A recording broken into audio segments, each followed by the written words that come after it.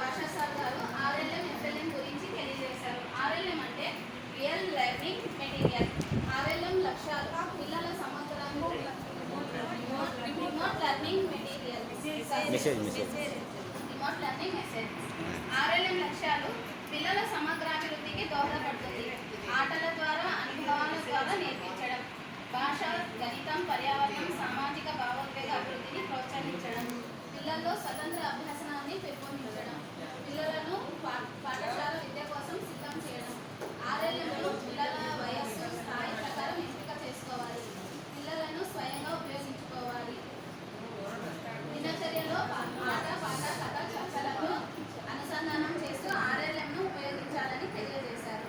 RLM ద్వారా భాషాభివృద్ధి, జ్ఞానాభివృద్ధి, సంఖ్య, గణితాభివృద్ధి, శారీరకాభివృద్ధి, సామాజిక అభివృద్ధి, సృజనాత్మక అభివృద్ధి అభివృద్ధిలో పిల్లలను అభివృద్ధి చెందుతాయని తెలియజేశారు. సెషన్ 2లో ఏపీసీ శైలజ మేడం గారు, ఎంఈఓ2 రమాదేవి మేడం గారు, జెడ్పీటీఎస్ స్కూల్ హెడ్ మాస్టర్ అనితా కుమారి మేడం గారు హాజరైనారు.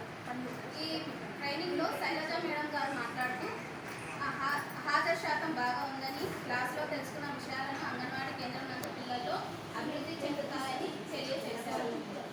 కేఆర్పి భాస్కర్ వాల్మీకి సార్ గారు హాజరై మాట్లాడుతూ ఆర్ఎల్ఎం గురించి, ఆర్ఎల్ఎంలో చేసే కృత్యాలను ఏ కృత్యం ఎన్ని నిమిషాలు జరపాలని తెలియజేశారు. ఆర్ఎల్ఎంలో 3 బ్లాకులు ఉంటాయి. ఆ 3 బ్లాకుల్లో ఉన్న కృత్యాలను టైం పాటిస్తూ జరపాలన్నారు. లాస్ట్కి జాతీయ